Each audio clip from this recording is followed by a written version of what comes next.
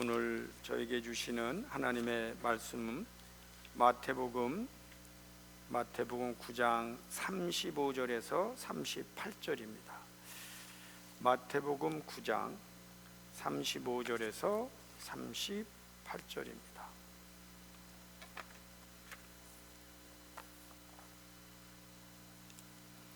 자, 찾으신 줄 알고 저와 여러분이 교독합니다. 예수께서 모든 도시와 마을에 두루 다니사 그들의 회당에서 가르치시며 천국 복음을 전파하시며 모든 병과 모든 약한 것을 고치시니라.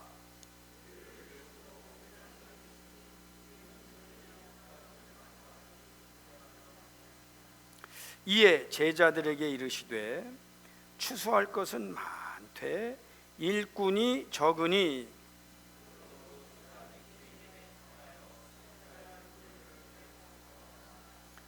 아멘.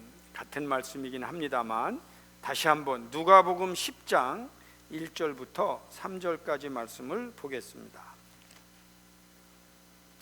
누가복음 10장 1절부터 3절까지의 말씀입니다. 다시 한번 교독합니다. 그 후에 주께서 따로 70인을 세우사 친히 가시려는 각 동네와 각 지역으로 둘씩 앞서 보내시며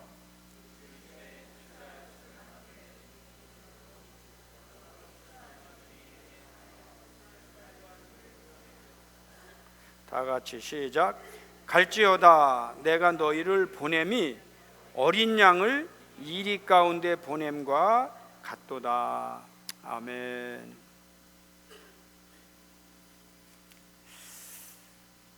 여러분 그냥 아주 단순한 질문 하나만 좀 해보겠습니다. 여러분께 살다 보면 이제 뭐 자녀도 있을 거고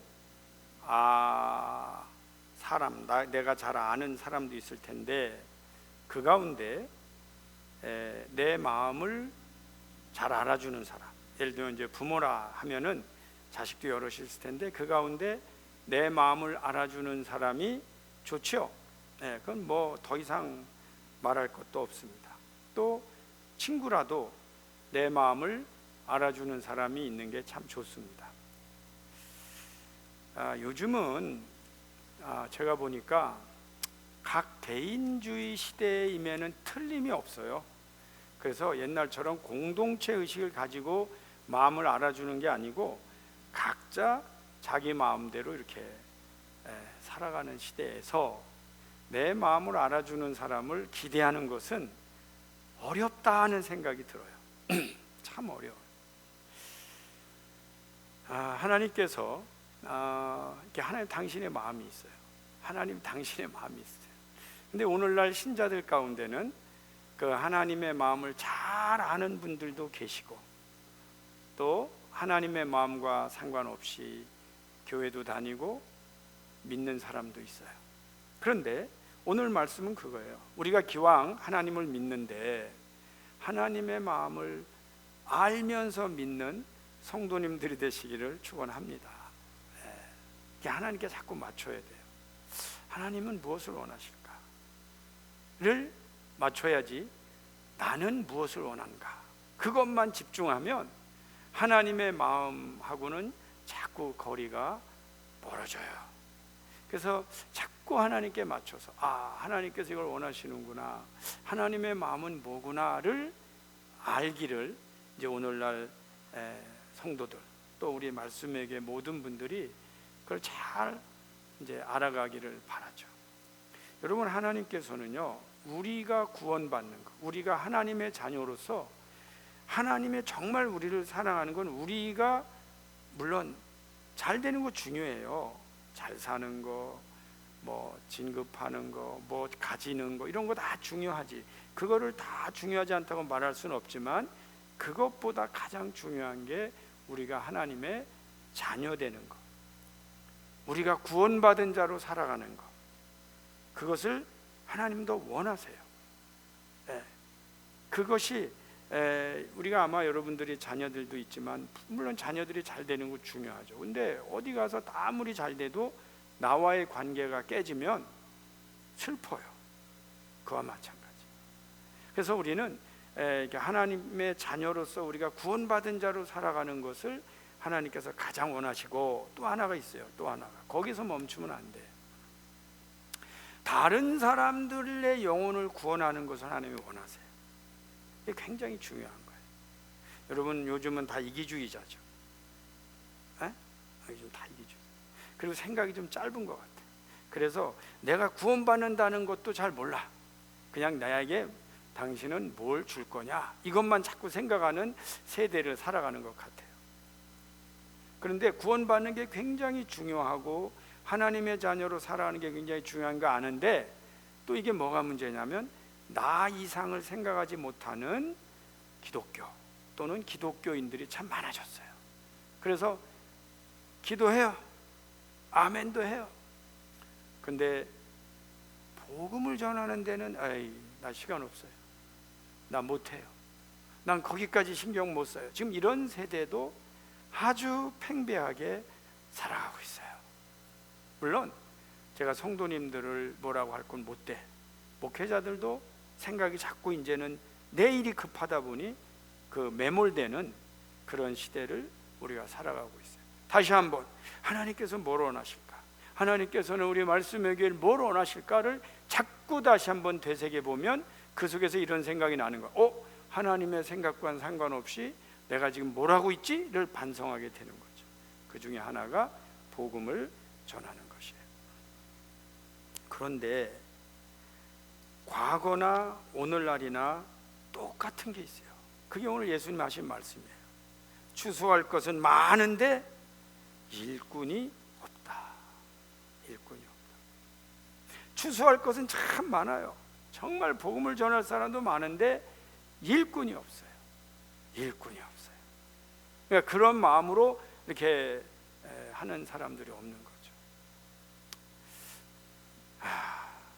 저도 한 교회를 개척해서 22년 정도 했으면 일꾼이 많겠지, 그런 생각 할 수 있나요 혹시 여러분? 말씀의 교회는 22년 됐으니까 일꾼이 많을 거야. 아마 전 교인이 다 일꾼일 거야.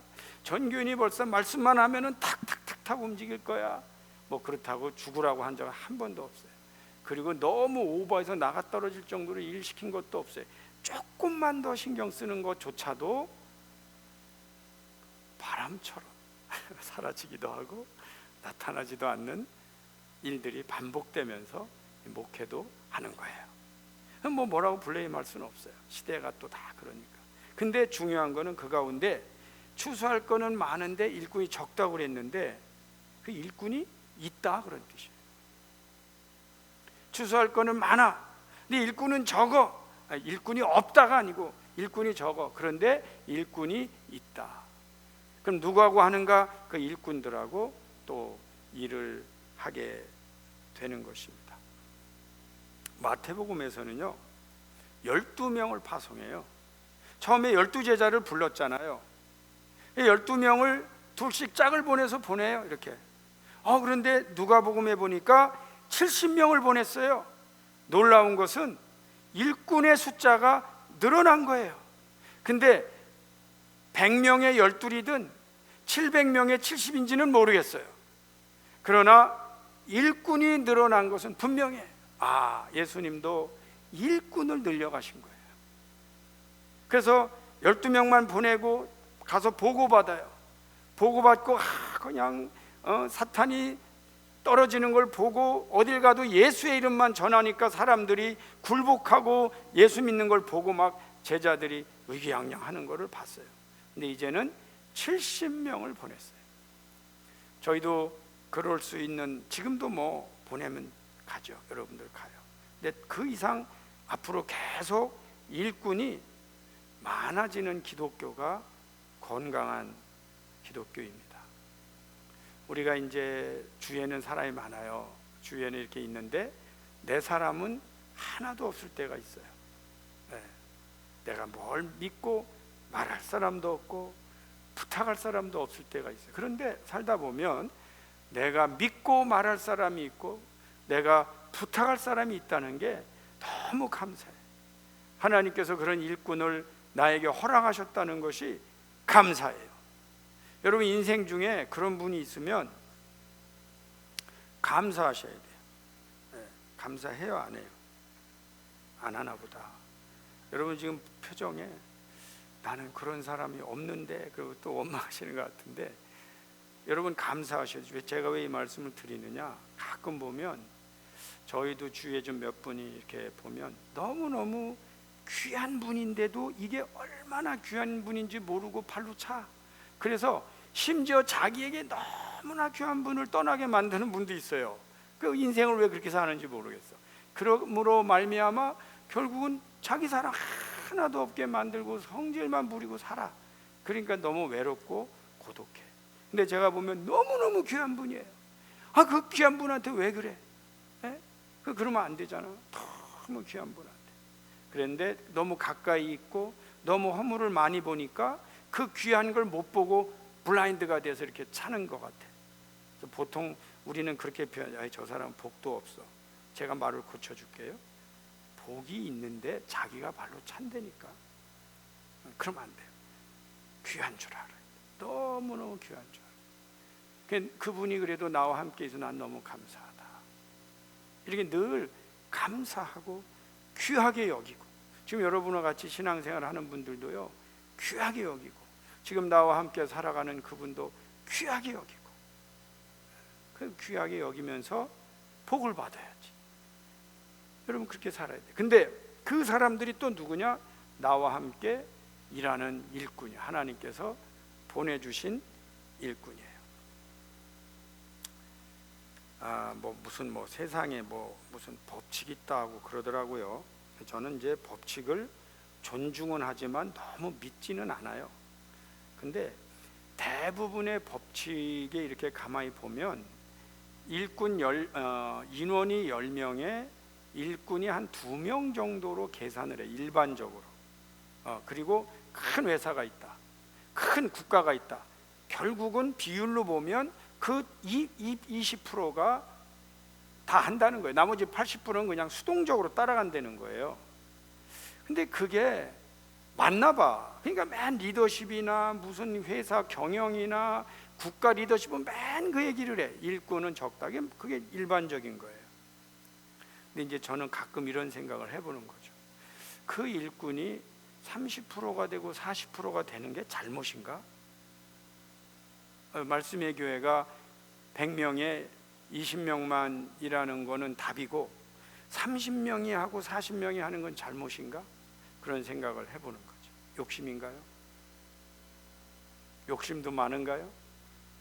우리 여러 성도님들이 내가 다 나의 일로 알아서, 전 교인이 하나님 주신 사명에 붙잡혀서 하나님 제가 이 사명을 감당하겠습니다 하고 이름 없이 빚도 없이 사명 감당하는 분들이 곳곳에 있다면 아마 하나님께서 내 마음을 알아주는 교회, 내 마음을 알아주는 사람들하고 저는 하나님께서 아주 기뻐하실 거라고 저는 상상하면서 목회를 합니다. 여러분도 그런 마음으로 교회도 다니시고 그런 마음으로 예수 믿으시기를 축원합니다. 그런데 이 누가복음에 보면 3절에 이런 말씀을 하세요. 갈지어다 해놓고 뭐라고 그러시냐? 내가 너희를 보냄이 어린 양을 이리 가운데 보내는 것 같다. 여러분, 양이 이리 가운데 가면 잡혀먹죠. 예수님이 제자들을 보낼 때 왜 이렇게 대장님이 마음 약한 소리를 하시나 한지 몰라도 그건 또 사실이었어요. 왜냐하면 복음 전하는 사람들은 다 약해. 가진 것이 더 있는 것도 아니고 더 똑똑한 것도 아니고 더 무슨 장비를 가진 것도 아니에요. 그냥 보내시는 거예요. 야, 추수할 건 많은데 일꾼이 적어. 그러니까 내가 너희들을 보내니까 가 해놓고 가만히 보니까 이게 내가 너희를 보내는 게 이 양을 이리 가운데 보내는 것 같다. 이걸 가지고 어떤 성서학자는 이렇게 말했어요. 이거는 그때 당시에 있었던 사회적 현상 중에 사실이다. 왜냐하면 그때는 가서 나 예수님 믿습니다 하면 다 이리대로 변할 때니까. 그러니까 이거는 예수님이 이렇게 문학적으로 표현한 게 아니고 그냥 동정하듯이 어이구 불쌍해 뭐 이런 표현이 아니고 이거는 리얼리티였다. 문 열어줬는데 우리 예수 믿는 사람들 그러면은 어떤 형편으로든 이리대로 변하는 대로 예수님은 제자들을 진짜 그런 거였다 이런 거예요. 그런 거예요. 네, 요즘은 어떨까요? 요즘은 요 정도는 또 아니에요. 요즘은 요 정도는 아닌데 좀 이런 거는 있는 것 같아요. 뭐 저도 오늘 오자마자 거기 한번 우리 장로님하고 둘이서 플라자 앞으로 이렇게 가서 뭐 외국인한테도 주고 또 하는데 마침 나는 몰랐는데 우리 장로님이 발견했어요. 그 한국말 하는 사람이 앉아 있었는데 또 한국말 하니까 코리안 하고 이렇게 이제 복음 전도지를 이렇게 주려고 그랬더니 그분이 뭐라고 그러냐면 우리 밥 좀 먹읍시다 그러는 거예요. 가라 이 소리지. 그러니까 리젝트 당하는 거예요. 리젝트. 너희들이 뭔데 우리 지금 커피 마시는 데 와서 이렇게 하냐는 식인데 나는 마음이 불편하지만 어유 죄송합니다 그리고 오는 거예요. 그러니까 요즘은 이리때 정도는 아니어도 좀 우리를 환영하지 않는 분들이 주위에 있는 것도 맞아요. 맞단 말이야. 그래서 우리는 거기에 가서 제가 이번에 이번에 이제 미국에 가서 목회자들이 한 40명 모인 데서 신학을 강의했는데 거기에서 오기 위해서 브라질에서 저 러시아에서 미국 전역에서 하여튼 각 지역에서 다 이분들이 왔어요. 2박 3일 동안 그 집중적으로 할 때 제가 강사로서 여러분 제가 강의했더니 막 얼마나 강의 은혜 받았다고 저를 환영해주고 오라는 데가 많은데 오늘 전도지 주니까 밥 좀 먹읍시다. 이게요 사실 이분이 저를 알았으면 그렇게까지는 안 할 거 아니야. 이분이 그래도 꽤 알려주면 근데도 전도지 준다는 이유 하나로 왜 나를 건드리냐 이런 거를 받는 거예요. 그럼 당신이 나를 뭔 알아? 이렇게 말할 수 없단 말이에요. 아유 알았습니다. 이렇게 해야 되는 게 전도라는 거예요. 그러니까 여러분 우리가 전도한다는 게 참 이게 일이는 아닌데 일이 비슷한데 요즘도 가는 거야. 그냥 왜 가냐? 예수님이 가라고 하셨으니까. 예수님도 그렇게 하셨으니까. 예수님도 그렇게 하셨다. 가는 곳곳마다 배척받아. 근데 그분 말씀을 들어보면 천지의 진리가 있는데 그건 안 들어. 그냥 그분이 온다는 것만 가지고 배척하고. 갈릴리 나사렛에서는 그 산꼭대기에 가서 막 밀어내고 그러면서 예수님 위험에 당하는 그러한 일을 당하시면서도 예수님도 복음을 전했어요. 그러니 뭐라고 그래요? 내가 너희를 이 양을 이리대로 보내는 것 같다. 근데 이건 진심이라니까. 진심이었어요. 그래도 또 제자들은 거기에 이렇게 가요. 가서 이렇게 복음을 전합니다. 여러분 그 성경에 보면 좀 독특한 표현이 하나 나옵니다. 그건 제가 그냥 성경 읽어드리는데 마태복음 이제 찾지 않으셔도 돼요. 11장 22절 이렇게 말씀하셨어요. 세례 요한의 때부터 지금까지 천국은 침노를 당하나니 침노하는 자는 빼앗느니라. 하나님의 나라에 침노하는 자가 빼앗는다는 거고 역시 누가복음의 말씀에 율법과 선지자는 요한의 때까지요 그부터는 하나님의 나라의 복음이 전파되어 사람마다 그리로 침입하느니라 그랬어요. 침입하느니라. 자, 저를 한번 봐주세요. 하나님의 나라가 있어요. 여러분이 주여 하면 하나님의 나라가 와야 되잖아. 그런데 지금 성경에는 너희가 침입하라는 거예요. 하나님의 나라는 침입하는 자에 의해서 침노를 당하느니라 그랬어요. 여러분 예수님의 복음이요 이 굉장히 적극적인 복음입니다. 내가 이렇게 하면 이렇게 해주시겠지가 아니야. 천국은 내가 침입하기 위해서 돌진하는 사람이 차지하는 거야.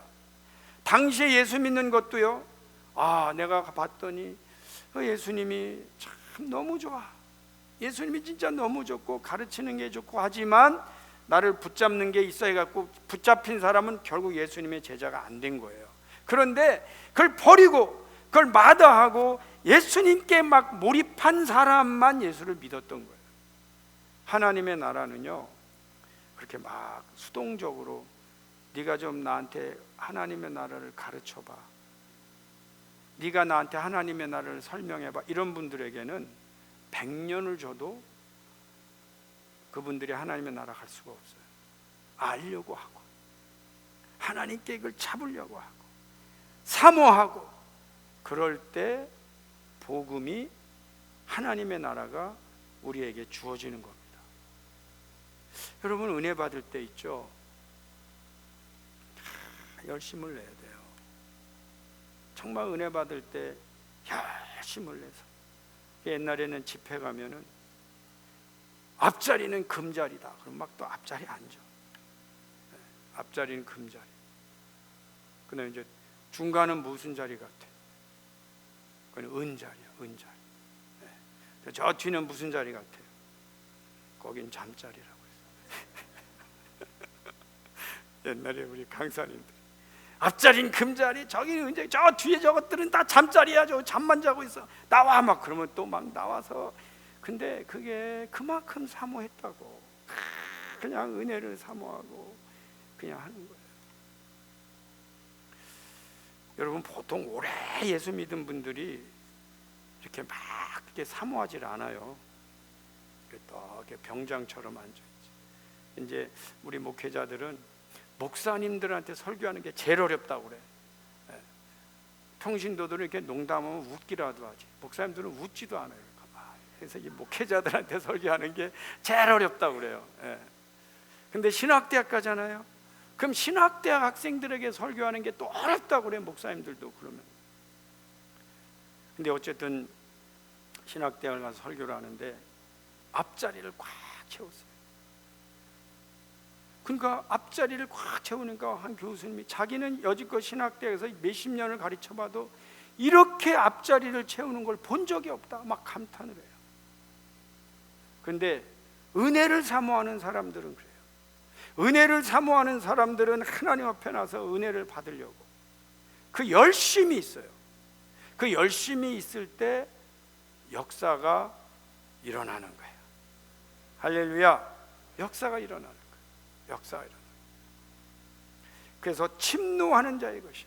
복음도 마찬가지고 하나님의 나라도 마찬가지고, 심지어 자기가 받는 은혜와 축복도 마찬가지예요. 적극적으로 하나님 앞에 붙드는 자가 은혜도 받고 축복도 받는 거예요. 나는 그래서 여러분들이 우리 교인들이 더 열심을 내고 그냥 하나님 앞에 나오고, 그리고 그냥 붙들고 기도하고, 이런 일들을 할 때 목회자들의 눈에는 보여요. 야, 저 사람은 복을 받는다, 축복을 받고 있구나, 하나님이 저 기도를 들으시는구나, 하나님께서 지금 저와 함께 무슨 역사를 이루시는가를 제 눈으로 볼 수 있게 하세요. 왜? 보입니다. 그래서 열심으로 침노하는 거예요. 예수님의 시절은 그럼 어땠는가? 여러분, 참 특이한 게 마태복음이나 누가복음에, 이것도 역시 마태복음 11장, 누가복음의 7장에 나와 있는 말씀인데 내용은 이거예요. 이 세대를 무엇으로 비유할까? 비유컨대 아이들이 장터에 앉아 제 동물을 불러 이르되 우리가 너희를 향하여 피리를 불어도. 여러분, 피리를 부는 거는요, 옆에서 이렇게 장단 맞추라고 피리를 불어도 너희는 춤을 추지 않고, 우리가 슬피 울어도 너희는 가슴을 치지 아니하였다 함과 같도다. 그게 뭐냐? 이 세대를 비유하는 거예요. 여러분, 그래도 이렇게 누가 좀 피리를 불어주면 그러냐 그러고, 박수도 좀 쳐주고 웃어도 주고 해야 이 앞에서 피리 부는 분들이 좋죠. 이 앞에서 이렇게 찬양 인도해, 찬양 인도할 때 여러분 같이 그냥 박수도 쳐주고 찬양해 줄 때 그 인도하는 분들이 좋죠. 근데 피리를 불어도 너희가 춤추지 않고, 그리고 무슨 가슴을 마음 슬픈 이야기를 해도 가슴도 안 쳐. 이게 뭐예요? 예수님 시대도 그 냉랭한 사람들이 있었어요. 아주 냉철해요. 아주 냉랭해요. 복음으로 아무리 선포해도 꿈쩍도 않은 사람이 있었다고. 그때하고 지금하고 요즘은 너무 어려워. 저는 그렇게 생각 안 해요. 옛날도 어렵고 지금도 어려워. 지금은 왜 안 해? 차이가 조금 있다면 요즘은 천국을 침노하는 자 같이 붙드는 사람들은 오히려 적다는 거죠. 그냥 하다가 안 돼, 그냥 포기해, 이런 경우가 참 많아요. 여러분, 예수 잘 믿으면요 어떤 사람으로 변할까요? 굉장히 적극적인 사람으로 변합니다. 예수를 잘 믿으면 참 사람이 어떻게 저렇게 적극적일까 이렇게 변해요. 왜 그러냐? 이 복음 안에 이게 있어요. 하나님의 은혜를 사모하는 게 있다니까. 그 다음에 예수를 잘 믿잖아요. 그러면 머리가 긍정적으로 변하는 은혜가 있습니다. 예수 믿기 전에는 모든 게 부정적으로 보일 수 있어요. 근데 예수를 믿고 나면 그게 긍정의 언어로, 긍정의 마음으로 하나님이 하시는 걸 보면서 긍정적인 생각을 갖게 되는 거예요. 여러분, 한번 여쭤볼까요? 세상에는 좋은 사람이 많아요, 나쁜 사람이 많아요? 조심하세요. 조심하세요. 세상에는요 정말 좋은 사람이 많아요. 그래도 그 좋은 사람들이 있어서 이 지구가, 이 세계가 잘 하는데, 맨날 나쁜 사람하고 노는 사람 보고 물어보면 세상이 다 도둑놈입니다. 니들 놈 하나, 맨 나쁜 것만 얘기해. 근데 왜 그래? 그 나쁜 영향 안에서 있었기 때문이에요. 근데 세상을 바라보고 하나님의 기도하면서 좋은 사람들을 많이 만나본 분들은 세상에 좋은 사람이 많아요, 나쁜 사람이 많아요. 근데 저는 양쪽을 다 왔다 갔다 한 사람이라 알아. 나쁜 데 있어 보니까 맨 세상에 도둑놈만 있어. 믿을 놈이 하나도 없어. 그런 거 갖다가 예수 믿고 변화받으니, 드러나진 않았지만 이 귀한 분들이 이 나라를 지키고 있구나. 하나님은 이 사람들을 사용하기 시간 보이기 시작하는데, 또 특히 교회 가 보니까 좋은 분들이 너무 많은 거야. 그게 감사해요. 예수를 잘 믿으면 적극적으로 변해요. 예수를 잘 믿으면 부정적인 사람이 긍정적으로 변해요. 그럼 예수 믿는 게 축복이 아니에요. 축복이죠. 바로 그게 축복이에요. 그래서 우리는 복음을 전하는 거예요. 아까도 말씀을 잠깐 드렸습니다만, 저희가 이렇게 다운타운에서 개척한다고 막 광고하고, 오히려 신문사가 어떻게 알았는지 우리 주보 누가 보내줘요? 거기로. 근데 목사님 말씀에 다운타운 교회 개척하는데 그 얘기 좀 해주세요. 근데 가만히 있자, 우리가 주보 말고 내가 밖으로 얘기한 적도 없는데 어떻게 알지? 그런 생각도 저는 가끔 해요. 근데 알더라고. 무슨 일이냐? 저희가 좀 젊은이들에게 복음을 전하려고 하여튼 5시에 다시 내려가서 5시 반에 예배드리고 그거 쉽지 않지만 그냥 할 거예요. 그냥 우리가 그냥 어디 안 알리고 그냥 하는 거예요. 이렇게 작게 말했지만 실제로 미닝은 커요. 미닝은 뭐냐? 어렵지만 포기하지 않고 천국을 침노하듯이 이렇게 이제 하는 건데, 여러분 힘내세요. 그냥 소신을 갖고 혹 못 오셔도 좋아. 그냥 기도하세요. 기도해 주시고 그냥 기도하시고 하나님 도와달라고 이렇게 서포트하세요. 제가 우리 아들들 둘한테 슬쩍 얘기했더니 아주 시큰둥해요. 그건 왜 하냐는 식이야. 그래서 그거 다 일일이 어떻게 설명해요? 누구한테 하는 거야? 야, 거기 젊은이들 아빠 그런다고 사람 와? 어쨌든 너희들도 신경 쓰지 마. 내가 너희들 보고 오라면 또 왜 그건 하냐고 할까봐 알아서 그냥 이제 슬쩍 간접적으로 이제 뭔가 보겠지. 또 왜 늙어가면서 가만히 안 있고 저러나 그러겠지. 예. 왜 저러나 그러겠지. 근데 뭐 원칙은 간단해요. 어쨌든 예수님 발자취 따라간다. 그 다음에 옛날에 훌륭했던 분들은 마지막까지 쉬지 않고 일한 걸 보고 그죠 하나님 앞에 그죠 어떻게 해서라도 하나님 일하려고 하는 것 뿐이지 뭐 크게 막 어떤 큰 의미 이런 거는 정말 하나님 앞에 순수하게 복음을 전한다 그런 거예요. 그리고 이미 말씀 광고 드린 대로 뭐 컵라면 김밥 이런 건데 누가 물어봤어요. 목사님 김밥은 어떻게 하려고 그래요? 생각해 보니까 그것도 문제야. 알아서 하라고. 근데 이제 여러분들이 김현선 목사님한테 우리가 정했어요. 10줄. 근데 10줄도 남아. 간 사람이 다 먹고 올지도 몰라요. 근데 컵라면 하나에 김밥 하나 너무 많잖아. 그래서 김밥을 자를 거거든. 그럼 20쪽이 나오잖아. 그러니까 아마 5개만 해도 될 수도 몰라. 근데 이제 가봐야 알죠. 그런데 일단은 맥시멈이 10줄이라고 가정하다 하더라도 여러분이 한 주도 빠짐없이 여러분들이 나는 요 주간에 뭐 아니면 몇 주는 제가 이렇게 해서 김현선 목사님께 그래서 제 마음이 그런 마음이 드는 거예요. 그래 김밥도 교회 재정으로 하지 말고 교인들이 많지 않은데 참여를 시켜야겠다. 그거 되고 있나 보다 이런 거보다는 그래도 김밥이라도 내고 관심도 갖고 또 자기가 내는 날은 내려보고 싶잖아. 그러니까 이거를 참여시켜야겠다. 그 대신 또 컵라면은 교회에서 또 예산에서 사서 이렇게 해야겠다. 이제 그런 마음을 가지고 있어요. 그러니까 여러분이 그저 그 정도 아시고 오늘 같은 경우는 만약에 우리끼리만 모였다. 그래도 이제 실습해봐야 돼. 그래서 저 같은 경우 이런 생각을 하는 거예요. 아무도 안 왔다. 그러면은 김밥하고 컵라면을 안 먹고 오는 게 맞나? 먹고 오는 게 맞나? 그런 생각을 했어. 그러다가 이런 생각한 거야. 그래도 먹어야 된다. 왜냐하면 올 걸 생각하면서 먹어야 실습이 되지. 오늘 아무것도 없으니까 이렇게 하면 일이 안 돼. 그래서 실습 차원에서 먹는 분위기까지 익혀야 되거든. 아무도 안 왔는데 먹는 분위기까지 익혀야 된다. 그리고 오늘은 너무 많이 왔을 경우는 어떻게 해야 되느냐? 제가 이따 보고 광고를 할 거예요. 저의 문제는 너무 많이 온다고 늘 걱정하는 거지 안 올 거라고 걱정하는 적이 없다는 게 나의 문제야. 근데 너무 많이 오면 오래간만에 불러왔으니까 한국 음식 사 먹고 올라가라고 할지도 몰라.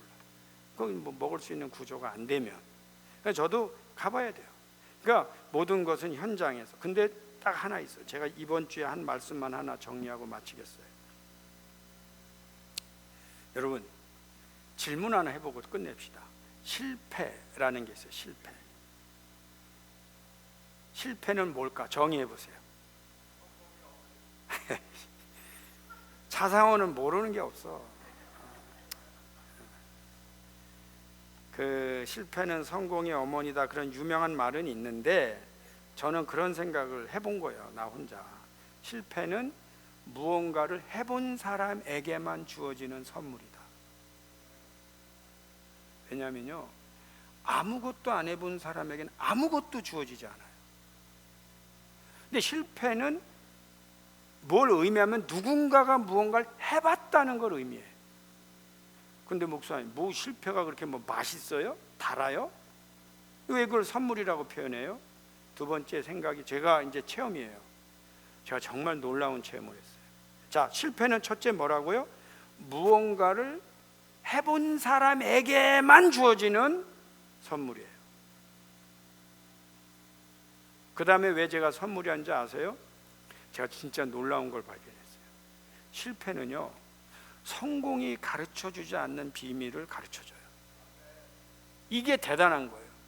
성공한 사람은 그거 몰라.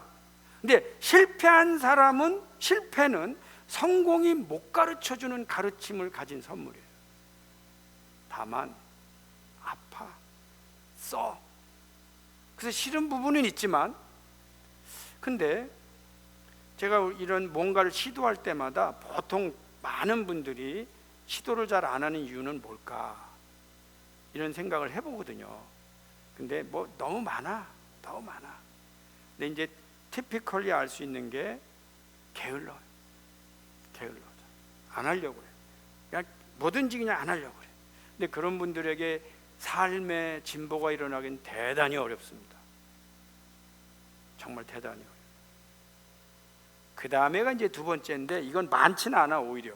근데 어떤 사람들은 실패를 두려워해서 시작을 안 해요. 그러니까 실패가 얼마나 많은 것을, 우리가 이런 일을 하는 것도 저는 가끔 이런 상상을 해요. 한 명도 없어도 해야 되는 거다, 이런 생각을 해요. 그럼 여러분 생각할 땐 그러지, 그건 실패지. 근데 제 생각은 아니라는 거죠. 그러니까 실패를 두려워하기 때문에 아무것도 안 하는 것만큼 바보 같은 일은 없어. 인생을 그렇게 살아. 많은 경우 또 그렇게 살아요. 물론 이것저것 다 해보는 건 아니지만 오랫동안 생각하고 기도하고 너무 중요하다고 판단한 일은 하는 거죠. 그래서 이번 일도 그러한 부분이 조금은 있어요. 그러나 하나님께서 우리에게 선물을 주실 거예요. 뭐가 됐든 선물을 주실 거예요. 또 그걸 받는 거죠. 그걸 받는 거예요. 조금은 excited, 우리가 볼 때 기대가 돼요.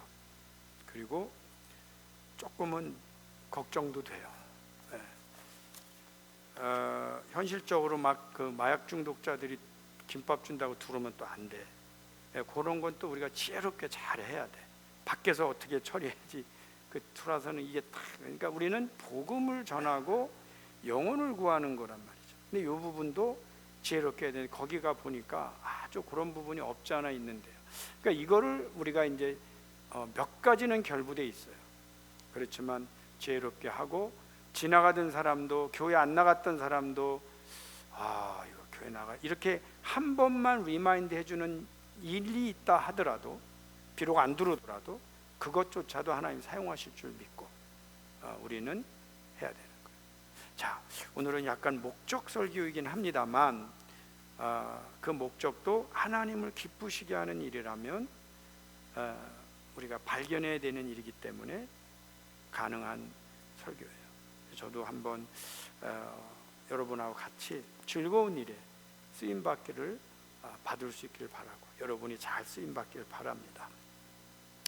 우리 찬송 부르고 기도하고 마치도록 하겠습니다.